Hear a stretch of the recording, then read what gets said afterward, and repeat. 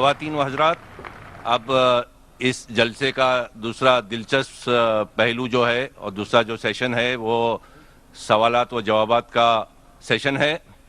سامعین میں 5 مائک لگائے گئے ہیں، 3 مردوں کے لیے اور 2 خواتین کے لیے۔ اگر سوال پوچھنے والوں میں کوئی غیر مسلم یعنی نان مسلم ہو تو انہیں پہلی ترجیح دی جائے گی، انہیں سب سے پہلے سوال کرنے کی اجازت ہوگی۔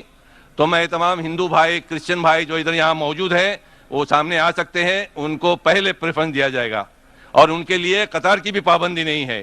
یہ ہدایت تمام 5 مائک کے لیے ہے۔ اب میں سوالات کا سلسلہ شروع کر رہا ہوں۔ مائک نمبر 1 پر جو صاحب کھڑے ہیں وہ اپنا سوال پوچھیں۔ My name is Kamal Kishore Pal and I am a student from Scholar West in this campus. And my question for you is, according to Islam, it is said that God has created human beings who would worship Him. But what is the reason behind creating human beings even though He had so many worshippers in the form of angels? ہمارے ہندو بھائی نے بہت اچھا سوال پوچھا ہے۔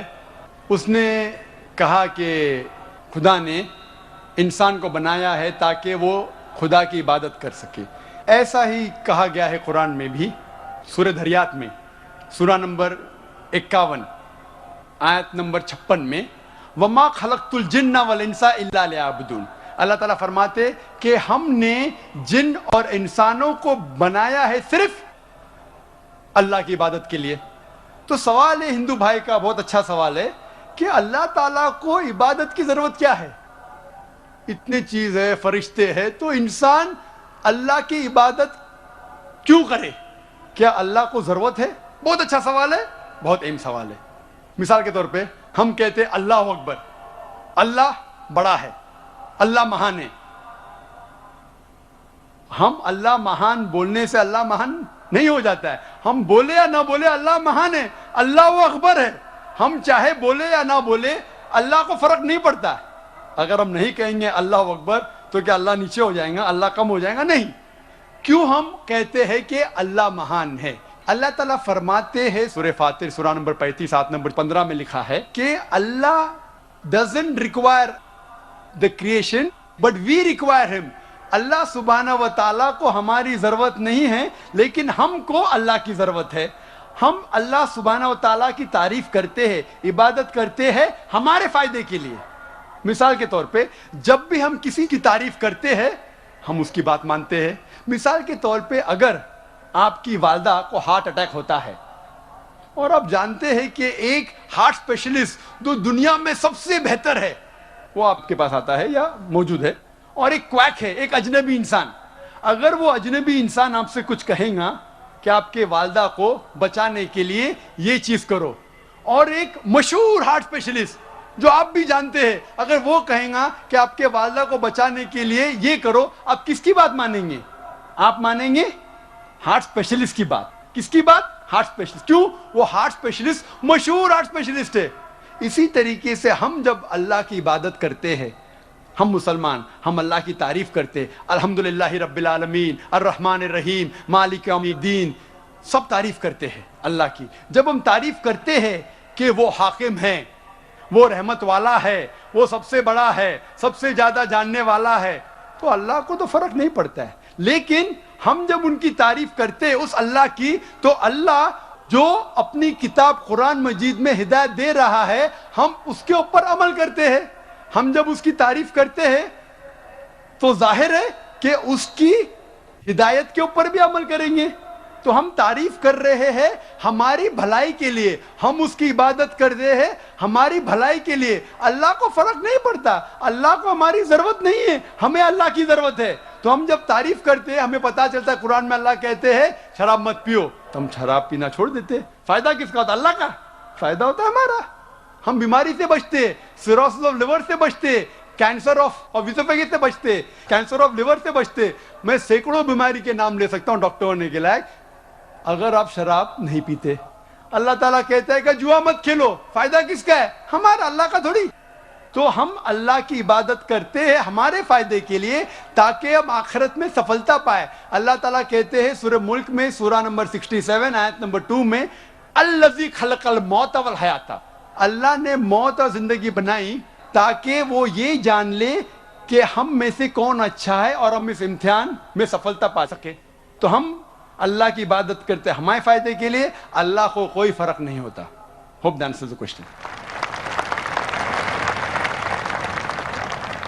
Mic number 2 سے ہمارے بھائی سوال کریں. میری گزارش ہے اس طرف اگر کوئی نان مسلم بھائی ہمارے ہیں تو پہلے ان کو سوال کرنے کا موقع دیں. میرا نام ستیش سنگھ ہے. میں پہلے تو ڈاکٹر ذاکر صاحب کو دھنیہ واد دینا چاہوں گا کہ جنہوں نے آج بہت اچھی تقریر کی. میرا سوال یہ ہے, مانا جاتا ہے کہ وید یہ سب سے پرانے ہیں اور اکثر یہ کہا جاتا ہے قرآن کی جو کتاب ہے یہ پہلی اور آخری کتاب ہے, ان دونوں میں فرق کیا ہے؟ بھائی صاحب نے سوال پوچھا ہے کہ وید بہت پرانی کتاب ہے, وید پہلی آئے, قرآن بعد میں آیا, تو وید اور قرآن میں فرق کیا ہے؟ اور اب یہ بھی پوچھ سکتے ہیں کہ کیا ہم کہہ سکتے ہیں کہ وید خدا کا کلام ہے؟ وید جیسے کہ میں نے کہا میرے تقریر میں کہ لوگ کو یہ نہیں پتا کہ وید کب آیا وجود میں, لیکن اکثر ہندو اسکالرز کہتے ہیں کہ یہ تقریباً 4000 سال پرانی کتاب ہے.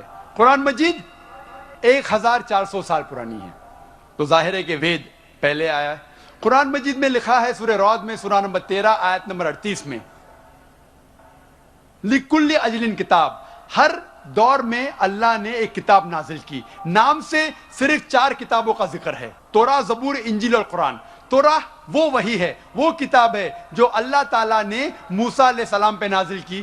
زبور وہ کتاب ہے, وہ وحی ہے جو داؤد علیہ السلام پہ نازل کی.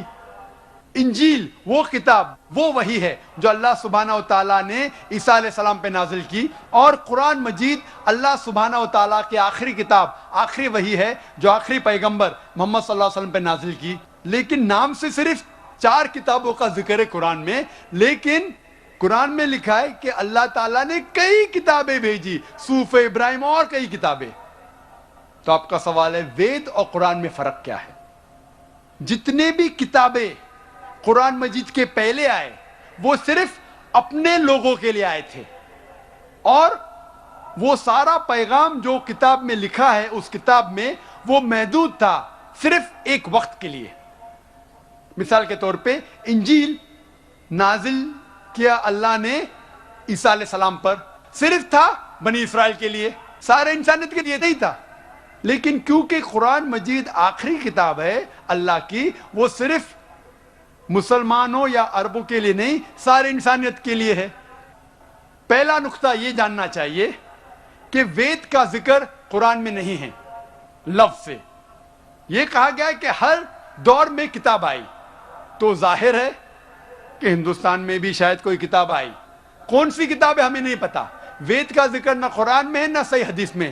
لیکن اسی لیے میں یہ نہیں کہہ سکتا ہوں کہ وید خدا کا کلام ہے, 100% نہیں کہہ سکتا ہوں, کیونکہ نام سے وید کا ذکر قرآن میں موجود نہیں. میں یہ کہہ سکتا ہوں کہ ہو سکتا ہے, میں بھی وید خدا کا کلام ہے, ہو سکتا ہے, نہیں بھی ہو سکتا, مجھے نہیں پتا. لیکن اگر وید اللہ کا کلام تھا, اگر مان لو بحث کے طور پہ, if we agree for sake of argument, کیا وید خدا کا کلام ہے, تو صرف وہ اس وقت کے لیے تھا اور ان لوگوں کے لیے تھا, آج کے لیے نہیں.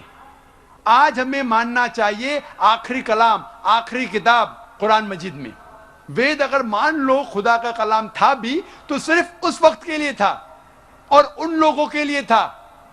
اور جتنے بھی کتابیں قرآن مجید کے پہلے آئے اس میں ملاوٹ ہو چکی ہے, چاہے وہ بائبل ہو, چاہے وہ وید ہو. ہندو دھرم کے اسکالرز کہتے ہیں وید میں بہت ملاوٹ ہے, وید میں کئی چیزیں ہیں جو میں مان نہیں سکتا صحیح ہے, کتنے ان سائنٹیفک چیزیں ہیں, کانٹرڈکشنز ہے. تو میں ڈاکٹر ہونے کے لحاظ سے یہ نہیں مان سکتا ہوں, یہ غلطیاں خدا کے نام پہ نہیں لکھ سکتا ہوں. میں نے میرے تقریر میں صرف وید کی اچھی باتیں بیان کی, جو باتیں قرآن سے ملتی ہے. قرآن کے اور ایک نام ہے فرقان. فرقان مطلب حق اور باطل کے درمیان فرق کرنے کی کتاب. تو جو چیز قرآن سے ملتی ہے ہمیں کوئی اعتراض نہیں ماننے کے لیے کہ یہ پورشن, یہ بھاگ وید کا खुदा की तरफ से है, लेकिन पूरी किताब जितने भी किताबें कुरान के पहले आए, दौर के वजह से, साल गुजरने के वजह से उनमें मिलावट आ चुकी है। लेकिन कुरान में अल्लाह ताला फरमाते सूरह हिजर में, सूरह नंबर 15 आयत नंबर 9 में, हमने कुरान नाजिल किया और हम कुरान की हिफाजत करेंगे। इसीलिए वेद अगर खुदा की किताब थी उस वक्त के लिए थी, उन लोग के लिए थी। आज हमें मानना चाहिए आखिरी किताब कुरान मजीद, चाहे आप सऊदी में जी रहे हैं या अमेरिका में या हिंदुस्तान में या पाकिस्तान में, आपको मानना चाहिए आखिरी किताब अल्लाह की, खुदा की कुरान। इसी तरीके से एक शख्स ने मुझसे पूछा था, क्या हम मान सकते हैं कि श्री राम और श्री कृष्ण खुदा के भेजे हुए पैगंबर है?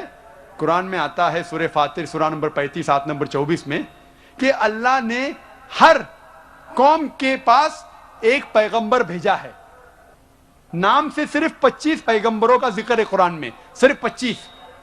लेकिन हमारे आखिरी पैगंबर मोहम्मद सल्लल्लाहु अलैहि वसल्लम कहते हैं कि अल्लाह ने इस जमीन पे 1,24,000 पैगंबरों को भेजे हैं। नाम से सिर्फ 25 का जिक्र है। तो अगर कोई शख्स मुझसे पूछता है कि श्री कृष्ण या श्री राम क्या पैगंबर हो सकते हैं खुदा के, तो मैं ये कह सकता हूं क्योंकि उनका नाम कुरान में मौजूद नहीं है, हो भी सकते हैं, नहीं भी हो सकते हैं। कुछ लोग कहते हैं राम अलैहिस्सलाम, राम अलैहिस्सलाम मैं नहीं कह सकता, वो पैगंबर हो भी सकते, नहीं भी हो सकते। लेकिन अगर वो पैगंबर थे तो सिर्फ उस वक्त के लिए थे और उन लोगों के लिए थे। जितने भी पैगंबर, आखिरी पैगंबर मोहम्मद सल्लल्लाहु अलैहि वसल्लम के पहले आए, सिर्फ उन लोगों के लिए थे। आज हमें मानना चाहिए आखिरी पैगंबर मोहम्मद सल्लल्लाहु अलैहि वसल्लम पे, सारी दुनिया को, सारी इंसानियत को। Hope that answers the question. I am Kalpana and I am an engineer by profession. Zakir Naik, in your speech you have mentioned that Hindu is a geographical definition. Then is it okay to call Muslim as a Hindu? Rather, I would like to ask whether a Muslim would like to be called as a Hindu. बहन ने अच्छा सवाल पूछा है कि हिंदू एक geographical definition है, तो क्या मैं पसंद करूंगा अपने आप को हिंदू बोलना? क्या मुसलमान अपने आप को हिंदू बोल सकते? जैसे मैंने कहा, हिंदू के दो डेफिनेशन है। ज्योग्राफिकल वाइज बेशक मैं हिंदू हूं क्योंकि मैं भारत देश में रहता हूं। ज्योग्राफिकल हिंदू के मानी वो शख्स जो नदी सिंधु या नदी इंदस के पास रहता है, और मैं इस देश में रहता हूं और मैं गर्व से कह सकता हूं कि मैं इंडियन हूं। I am proud to be an Indian.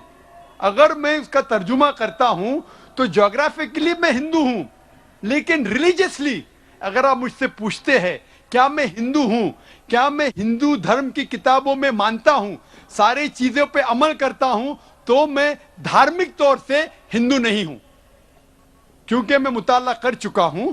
इसमें कई चीजें सही भी, कई गलत भी है, कई टकराव है, तो इसको मैं कबूल नहीं कर सकता। तो ज्योग्राफिकली मैं हिंदू हूं, धार्मिक तौर से मैं हिंदू नहीं हूं। ज्योग्राफिकली मैं हिंदू हूं और साथ साथ मजहबी मैं मुस्लिम हूं, क्योंकि मैं सारी ख्वाहिशात, सारी रजा मेरी अल्लाह के हवाले कर चुका हूं, उसे कहते हैं मुस्लिम। सो I am a Muslim religiously, geographically I am an Indian, which you can say geographically I am a Hindu but not religiously. Hope that answers the question.